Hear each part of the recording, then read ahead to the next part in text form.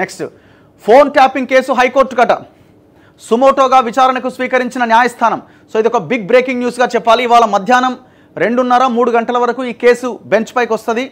Judge ఎలాంటి వ్యాఖ్యలు చేయబోతున్నారు, ఈ ఫోన్ లిఫ్ట్ చేయి, జడ్జి ఎలాంటి వ్యాఖ్యలు చేయబోతున్నారు,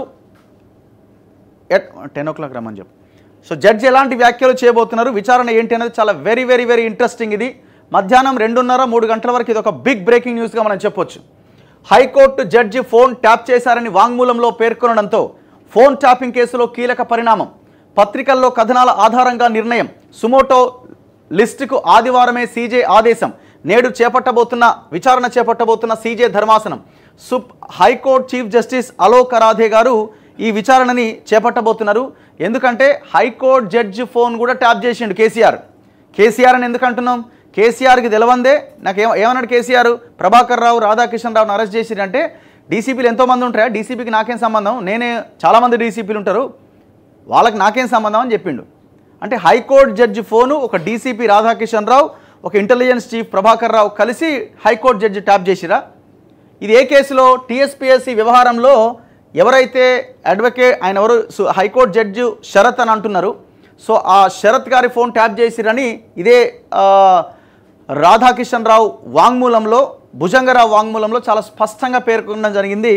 రిమాండ్ కేస్ డైరీలో కన్ఫెషన్ స్టేట్మెంట్లో ఈ అంశాన్ని పోలీసులు పొందుపరిచారు.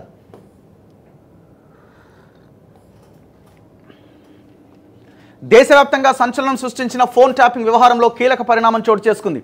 బీఆర్ఎస్ ప్రభుత్వ హయాంలో సాక్షాత్తు హైకోర్టు జస్టిస్ కాజా శరత్ ఫోన్ను ట్యాప్ చేశారని ఓ నిందితుడు ఇంటెలిజెన్స్ అదనపు ఎస్పీ భుజంగరావు తన వాంగ్మూలంలో పేర్కొన్నట్లు వార్తలు గుప్పుమన్న నేపథ్యంలో హైకోర్టు సంచలన నిర్ణయం తీసుకుంది.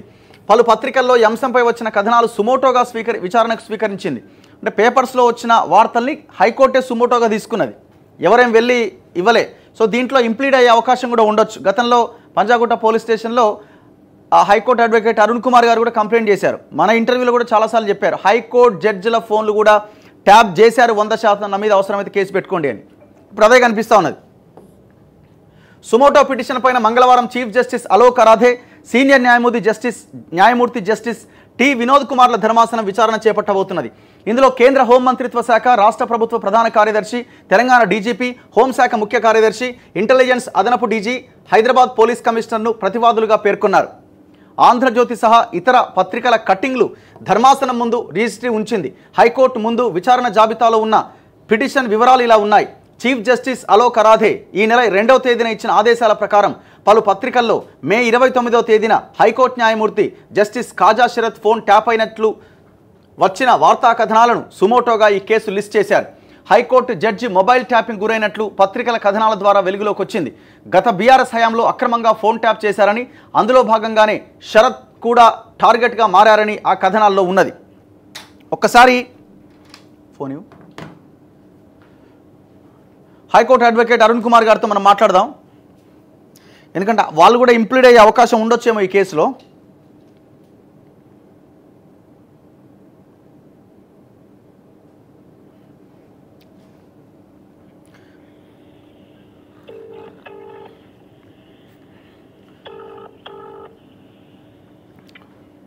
హలో సార్, నమస్తే సార్. ఇప్పుడు ఇది హైకోర్టు సుమోటోగా తీసుకుంది కదా ఈ ట్యాపింగ్, జడ్జి ఫోన్ ట్యాప్ చేశారని.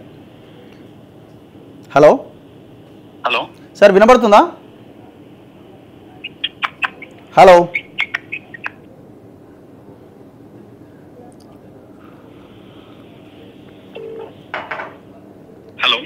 సార్, నమస్తే సార్. ఇప్పుడు ఇది హైకోర్టు జడ్జి సుమోటోగా తీసుకున్నారు కదా ఈ ఫోన్ ట్యాపింగ్ కేసు. ఇప్పుడు ఏం జరగబోతుంది సార్? అంటే వాట్ నెక్స్ట్? ఇవాళ మధ్యాహ్నం ఎన్ని గంటలకు అది బెంచ్ మీదకి రాబోతుంది? ఎప్పుడు దీనిపైన విచారణ ఉండే అవకాశం ఉంది?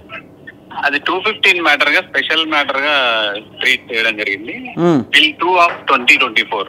ఓకే. అంటే ఈ సంవత్సరం సుప్రీం హైకోర్టు స్వీకరించిన ప్రజా ప్రయోజనాల వ్యాజ్యంలో దానికి 2వ నెంబర్ గా తీసుకోవడం జరిగింది. అందులో ఆ గ్రీవెన్సెస్ హైకోర్టు జడ్జికి సంబంధించిన టెలిఫోనే ట్యాపింగ్ అయ్యింది అంటే భద్రతా లోపాలను ఎత్తి చూపిస్తుంది. వ్యక్తి స్వేచ్ఛను, అందులో కూడా రాజ్యాంగబద్ధమైన పదవిలో ఉన్న ఒక హైకోర్టు జడ్జి ఫోన్ ట్యాప్ చేసి తద్వారా అప్పటి ప్రభుత్వం ఏ విధంగా పబ్బం గడుపుకుంది, అవసరమైన కేసుల్లో అప్పీలు దాఖలు చేయకుండా ఏ విధంగా బ్లాక్మెయిల్ చేసింది, చేసే ప్రయత్నం చేసింది.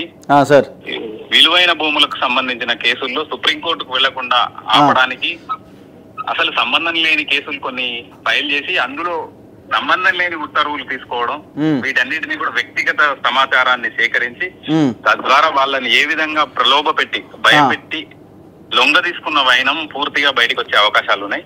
మనం మొదటి నుంచి చెప్తున్నాం ఇది చాలా పెద్ద కేసు, చాలా పెద్ద కేసు.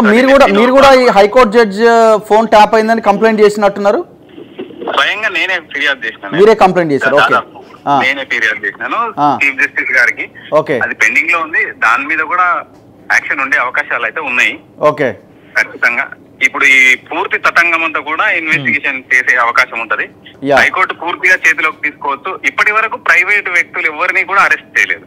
కేవలం కొంతమంది 4-5 పోలీస్ ఆఫీసర్లను మాత్రమే అరెస్ట్ చేయడం. మరి ఎందుకు ప్రైవేట్ వ్యక్తులను అరెస్ట్ చేయడానికి డిపార్ట్మెంట్ ముందు వెనక్కి పోతుందో అర్థం కావడం లేదు.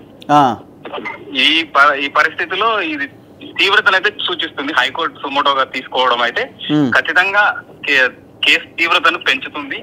ఇప్పుడు దొంగలందరూ కూడా వాళ్ళతో పాటు అంటకాగిన దొంగలందరూ కూడా క్లియర్ గా చెప్పినాం. సంజయ్ శ్రీధర్ గారి నుంచి ఒక 15 కోట్ల రూపాయలు, 13 కోట్ల ఎలక్ట్రల్ బాండ్స్, 2 కోట్ల రూపాయలు సాంబశివరావు అనే వ్యక్తి TV5 వైస్ చైర్మన్ తీసుకున్నాడు అనే స్టేట్మెంట్ లో, అదే స్టేట్మెంట్ లో వచ్చింది. శ్రీధర్ రావు గారు కూడా ఈ రోజు ఇంప్లీడ్ పిటిషన్ వేయబోతున్నారు. అందులో ఇంప్లీడ్ అయ్యి తన బాధను కూడా అదే స్టేట్మెంట్, ఏదైతే కన్ఫెషన్ స్టేట్మెంట్ ఉందో భుజంగరావు కన్ఫెషన్ స్టేట్మెంట్, అందులో శ్రీధర్ రావు గారి పేరు కూడా ఉంది. ఆయన నుంచి వసూలు చేసిన డబ్బులు వసూలు చేసిన బలవంతంగా ఆయనను బెదిరించినామని చెప్పేసి ఉంది. దానికి సంబంధించి కూడా కోర్టు దృష్టికి తీసుకెళ్లబోతున్నాం. Right sir, thank you. చూద్దాం 2 గంటల 15 నిమిషాలకు ఈ ట్యాపింగ్ కి సంబంధించి హైకోర్టు జడ్జి ఫోన్ కూడా ట్యాప్ చేశారన్న దానికి సంబంధించిన విచారణ 2 గంటల 15 నిమిషాలకు రాబోతున్నది. వాళ్ళ మధ్యాహ్నం దీని మీద ఒక బిగ్ బ్రేకింగ్ న్యూస్ కూడా బయటకు వచ్చే అవకాశం కనిపిస్తున్నది. సో మనం మీరు చూస్తున్నారు కదా, ముందు నేషనల్ రిజల్ట్స్లో ఎన్డీఏకి ఒక సీట్ ఇచ్చినాం మనం. వై ఎన్డీఏకి ఒక సీట్ ఇచ్చినారంటే